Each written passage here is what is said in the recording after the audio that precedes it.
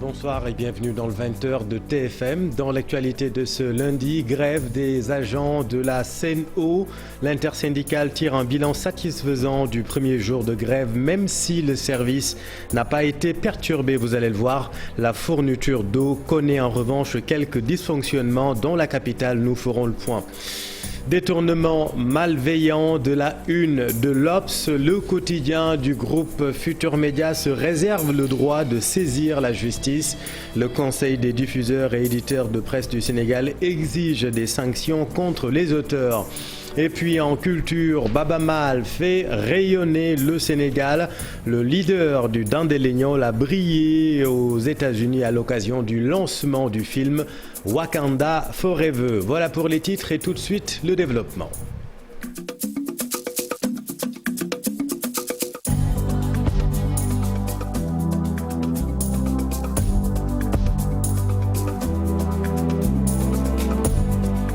L'intersyndicale des travailleurs de la Sen'Eau tire un bilan satisfaisant de ce premier jour de grève. Les travailleurs qui ont assuré le service seraient réquisitionnés par l'autorité, selon le porte-parole de l'intersyndicale.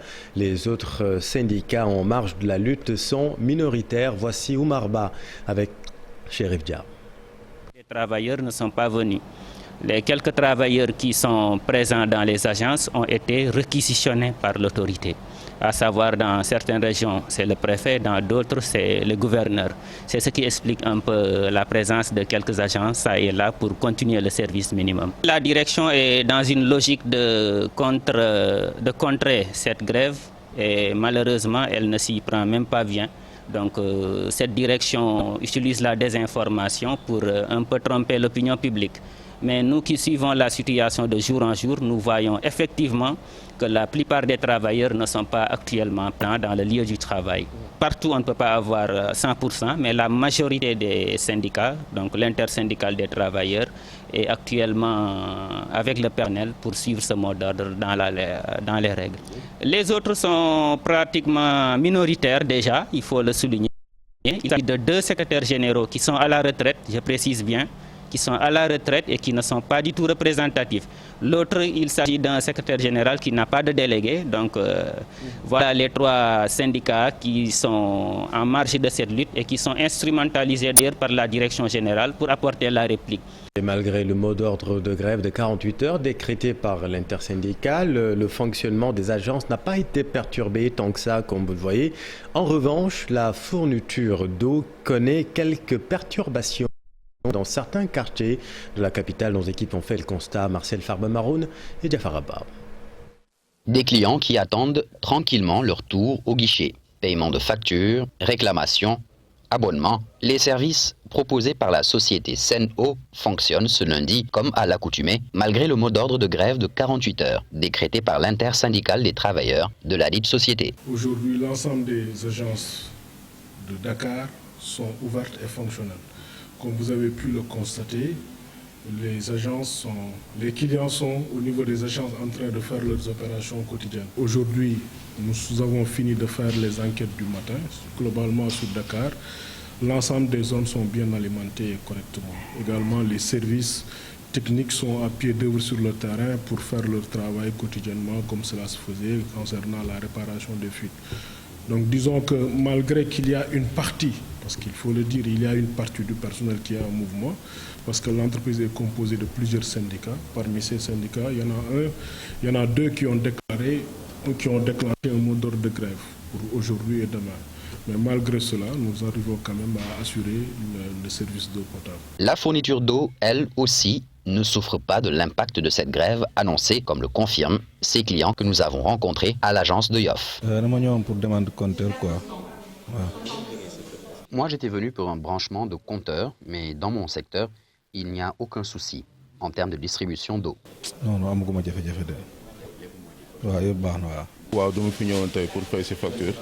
J'étais venu pour payer une facture, mais nous n'avons constaté aucune perturbation depuis l'annonce de la grève. Tout se passe bien, il n'y a aucun problème.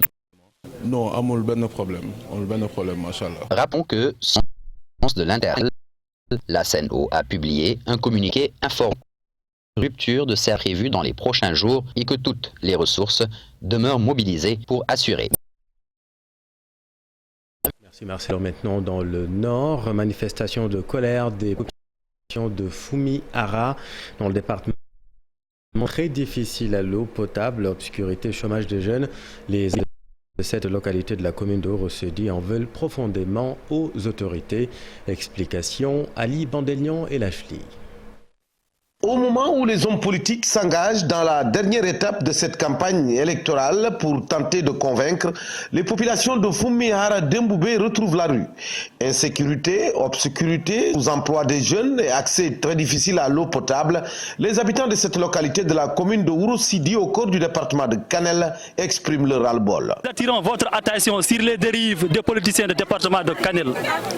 Ces derniers, au lieu de suivre le président de la République dans son dynamique de mettre fin au chômage des jeunes, préfèrent, en leur facilitant d'accès aux emplois, préfèrent détourner le projet et le financement du président de la République au détriment de leur poste. C'est ce qui a entraîné le chômage des jeunes et les femmes ici à Fumihara Demboubé. C'est l'insécurité totale partout dans le village, faute de l'éclairage public. Monsieur le président de la République, la population de Fumihara Demboubé, confrontons des problèmes de l'eau potable. Nous exposons des maladies de l'eau potable qui, pour l'obtenir, il faut parcourir des kilomètres et des kilomètres. Demboubé sommes très remontés pour mettre fin à ces injustices. Monsieur le président de la République, la population de Fumihara souffre et vous donc d'apporter des solutions pour une meilleure hygiène de vie et l'éradication du chômage des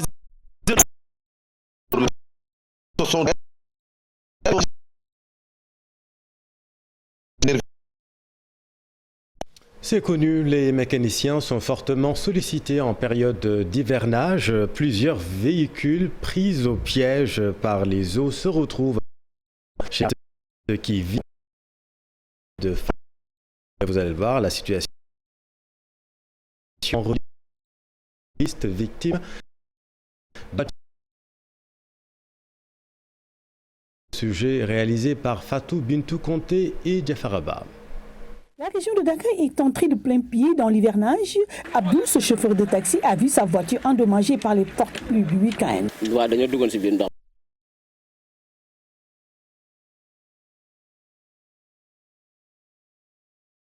Des pour procéder à des réparations. Tout cela à cause des fortes pluies du week-end. La pluie fait exploser les moteurs et les pneus des véhicules, si ce n'est l'électricité qui ne donne plus. Durant la saison des pluies, nous sommes fatigués, car bien réparer la croix des moteurs.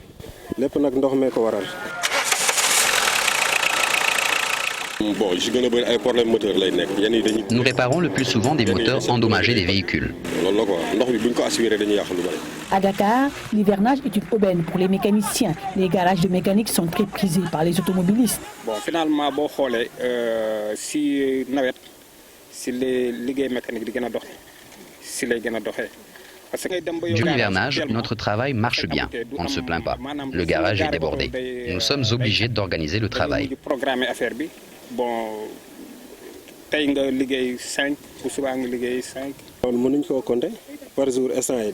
Nous dépannons plus d'une vingtaine de véhicules par jour et on s'en sort plutôt bien.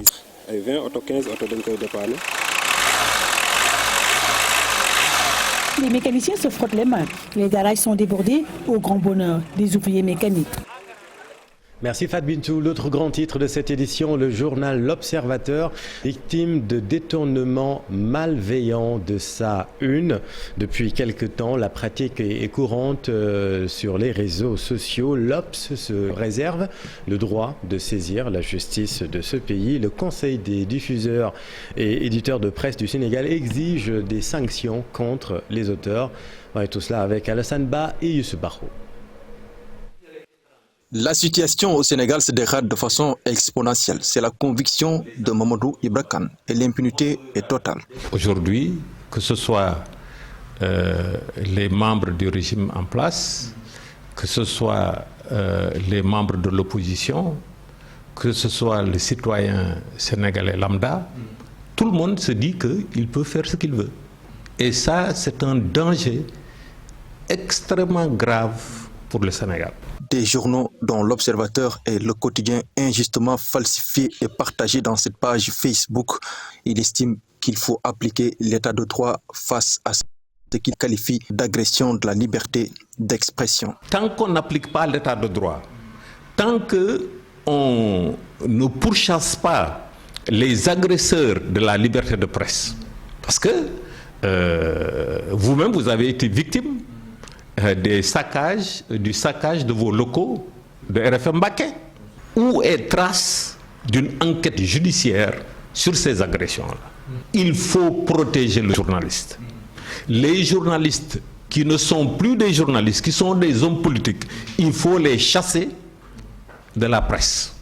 Ce n'est pas parce que je travaille à l'Observateur que je suis un Dungourou de Youssou Ndour. Non, je n'ai pas besoin, je suis un intellectuel. On m'a demandé de faire un travail. Et je fais ce travail-là, un point, c'est tout. Et maintenant, oui, la situation politique actuellement au Sénégal est en train de se dégrader. On ne sait pas de quoi demain sera fait après les élections du 31 juillet. À travers un communiqué, le groupe Futur Média a annoncé une plainte contre toutes les personnes impliquées dans l'entreprise dangereuse qui est contraire aux lois et règlements du pays. La scène en politique, hormis Yewwi Askan Wi, les autres coalitions de l'opposition roulent pour Macky Sall. Cette déclaration de Ousmane Sonko fâche ses camarades opposants. Déclaration malencontreuse ou stratégie politique? Élément de réponse avec Pape Faraning et Jafar Abba. L'opposition se déchire à quelques jours du scrutin après les accusations de la tête de liste de Yewwi Askan Wi sur la coalition Aar Sénégal de rouler pour Macky Sall. La réplique ne s'est pas fait attendre, une polémique inopportune et maladroite. Des déclarations, les uns accusant d'autres de n'être que des faire-valoir, mais qu'effectivement tout le monde est là pour le pouvoir. Ils donnent au camp d'en face, c'est-à-dire au pouvoir, la possibilité de communiquer sur ça et de dire aux gens, voyez-vous, ceux-là ne croient en rien du tout. La preuve, pour leurs objectifs personnels, ils sont prêts à s'étriper, etc. C'est une démarche très maladroite, qui est incompréhensible d'ailleurs, au regard du fait que, bien entendu, l'opposition, au-delà de pouvoir aller ensemble, au moins aurait dû observer une sorte de gentleman agreement entre eux, qu'il y ait quand même une sorte de tolérance interne, qu'on puisse savoir qu'on a les mêmes objectifs. Cette stratégie d'Ousmane Sonko d'attaquer l'opposition est-elle payante? Non, absolument pas. Je pense qu'à force de vouloir toujours s'ériger en chef incontesté, incontestable, on s'attire les foudres des gens qui auraient dû être ses propres amis. C'est une mauvaise stratégie de guerre, celle qui consiste à faire des ennemis partout. Hitler l'avait expérimenté et a perdu. Ousmane Sonko est en train de donner l'impression progressivement aux gens que lui, bon, écoute, il regarde tout le monde par-dessus la tête, donc il les regarde de haut, et personne ne peut accepter, évidemment, qu'un homme politique comme vous regarde de haut, que ce qu'il soit du pouvoir ou que de l'opposition. Pour ces analystes, cette nouvelle posture de Ousmane Sonko peut avoir des conséquences néfastes. Parce qu'à force de se tirer entre eux, ce qui va se passer, c'est que les populations vont leur tourner le dos. Parce qu'ils vont se dire que ces gens-là ne sont pas crédibles du tout. Et c'est ça le danger justement. Si effectivement Ousmane Sonko a les preuves de ce qu'il affirme, tant mieux. Mais s'il ne les a pas, ce que je crains, c'est qu'il croise en cours de route le contraire de ce qu'il dit et dans le sens inverse. Heureusement pour lui, il ne reste que 4 ou 5 jours de campagne, mais si on devait encore aller plus loin et sur le même ton, ça lui enlèverait beaucoup de poids. Au départ, elles étaient cette coalition contre Benno Bokk Yakaar, mais cette querelle entre oppositions, l'on se demande si cela perdure, la cohabitation tant souhaitée aura-t-elle lieu? Pour des législatives, les futurs élus devront prendre en compte les préoccupations de la culture, un secteur stratégique et hautement important selon Baba Hamdi du mouvement Culture Bunek. Après moult réflexions, nous avons pu discuter avec beaucoup de partis politiques, des leaders politiques qui aujourd'hui vont aller dans les élections législatives. Qu'est-ce qui s'est passé? Finalement, on a trouvé un point commun avec Madame Aminata Touré, qui est la tête de liste de la mouvance présidentielle. Elle a su lire, écouter. J'ai discuté 2, 3, 4 reprises avec elle et finalement, on est tombé d'accord pour pouvoir l'accompagner et qu'elle accepte notre programme pour apporter des changements au niveau de la culture, mais au niveau de l'hémicycle. Parce que la plus grande instance de décision, c'est l'hémicycle. Tout autre chose, mine de phosphate de Bombay, la direction de l'entreprise apporte des éclairages sur sa présence dans cette région à travers un forum qui a regroupé chefs de village, autorités religieuses et administratives. Beaucoup de questions soulevées ont trouvé réponse. Explication, Babacar Diouf. Les nombreuses complaintes des populations des villages environnants de la mine de phosphate de Gadebissik dans le département de Bombay ont été passées au crible. Manarba, le directeur général de la mine, s'engage à faire plus et mieux pour satisfaire les besoins. Les questions ont eu des réponses et je pense qu'ils étaient dans leur droit de se poser ces questions parce que comme on dit chez nous, une suspicion et aussi des questions. On doit encore faire plus et surtout on doit faire mieux. Et je peux assurer devant toutes les personnes présentes ici et devant l'autorité étatique que nous allons nous avertir à faire plus. Nous allons nous avertir à faire mieux. Cette rencontre qui a regroupé autorités administratives, chefs de village, chefs religieux et maires de communes a atteint ses objectifs, dira Aïssatou Toureba, le préfet de Bombay. Qui sont signées avec les collectivités territoriales. D'autres projets également sont en cours, notamment peut-être appuyer les femmes à créer un fonds revolving pour un peu essayer de voir dans quelle mesure développer des activités génératrices de revenus, mais également concernant la jeunesse, concernant peut-être des appuis aux services déconcentrés, mais également surtout vraiment appuyer les centres de formation qui sont présents ici dans le département à être pourvoyeurs de personnel qualifié. De petites mines en 2015, Gadebissik a reçu son permis d'exploitation en 2019 sur les terres des 3 communes de Gawane, Babagarage et Lambaye. Allons maintenant dans le sud du Sénégal. L'aérogare de Ziguinchor a été démoli par de gros engins. Le geste symbolise ainsi le lancement officiel des travaux de reconstruction de l'ouvrage en service depuis les indépendances. Suivons là-dessus Doudouka avec notre équipe dans le sud. Aujourd'hui, avec cette démolition, nous lançons effectivement le démarrage des travaux de la réhabilitation de l'aéroport de Ziguinchor qui entre dans le cadre d'un vaste programme de stratégie de hub aérien au Sénégal, avec un ensemble de projets importants et urgents, dont le programme de reconstruction des aéroports du Sénégal, dont le premier aéroport vient d'être inauguré, comme vous le savez. Et donc l'aéroport de Ziguinchor entame sa mue, donc sa transformation, d'abord avec une phase provisoire d'urgence en structure métallique, donc 1200 mètres carrés, qui pourra permettre dans 6 mois aux passagers de Ziguinchor de venir directement à Ziguinchor. Mais à partir de février, sa reconstruction complète dans le cadre de ce programme avec les Tchèques qui nous accompagnent pour la mise en œuvre de cet important programme de réhabilitation et de reconstruction des aéroports du Sénégal. La découverte de Keur Biram Khoreja, un village centenaire que ses ressortissants émigrés tentent de développer mais peinent à y amener de l'électricité. Les villageois interpellent les autorités. Aminata Goudjabi, Abdou Karim Bey. Biram Khoreja a été créé en 1911 selon le chef de village Cheikh Touré. L'agriculture reste la principale activité des habitants, mais ces derniers en ont assez de vivre sans électricité. Ils ont interpellé les autorités à travers une manifestation pacifique. Le village Biram Khoreja, on peut dire le village le plus grand de la commune qui compte plus de 10 000 habitants. Et là, on a constaté que nous n'avons pas d'électrification. Et là, vraiment, nous avons un cœur meurtri. Nous avons un cri de cœur à adresser directement au président Macky Sall. De multiples démarches démarches ont été engagées par les responsables de ce village pour une électrification, mais jusque-là, aucune réponse favorable. On a constaté la négligence de nos autorités locales. Pourquoi donc concevoir que Kébémer Khoudia ne peut pas avoir ça, on ne peut pas le concevoir. Nous, on dit, dans une lettre qu'on l'a adressée en avril 2022, il a répondu que le projet d'électrification de Kébémer Khoudia est donné à un projet de MCA. Et il a dit que d'ici 2024, notre village va être électrifié. Et là, nous disons non. Pour avoir de la glace, nous allons jusqu'à Passy. Et le sachet est vendu à 200 francs CFA. Vous voyez le poste de santé. Il y a une sage-femme, mais faute d'électricité, elle accouche les femmes avec des lampes torches. C'est dangereux.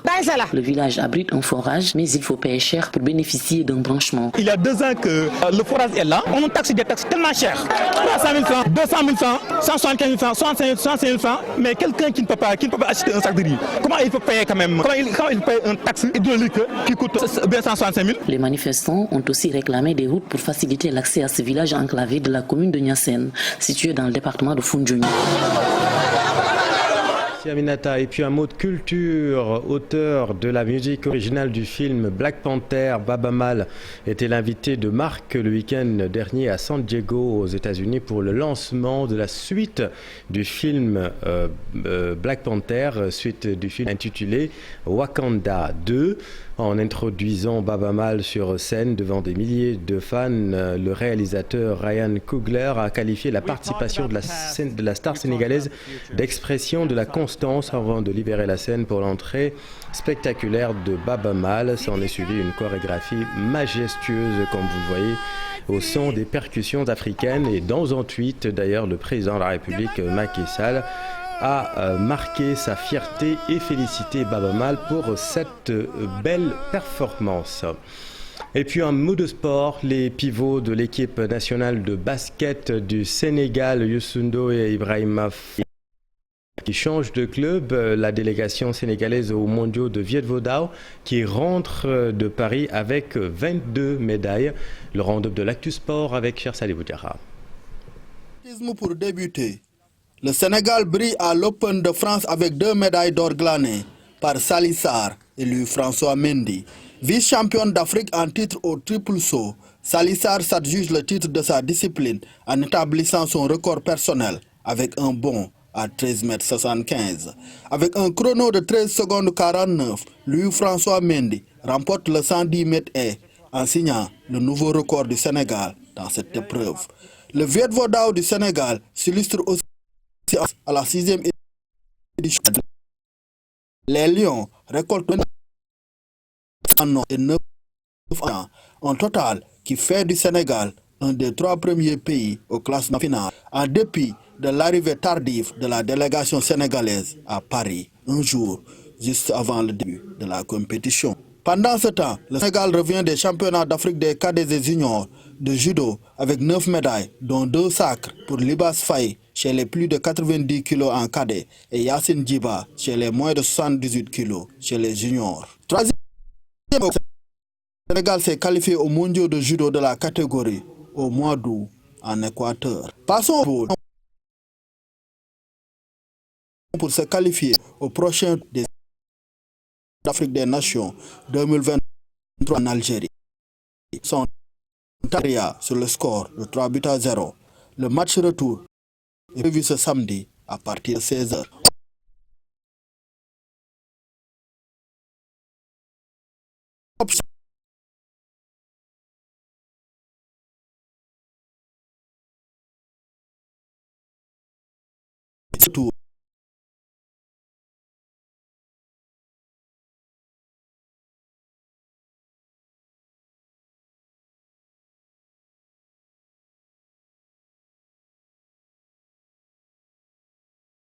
Mais par de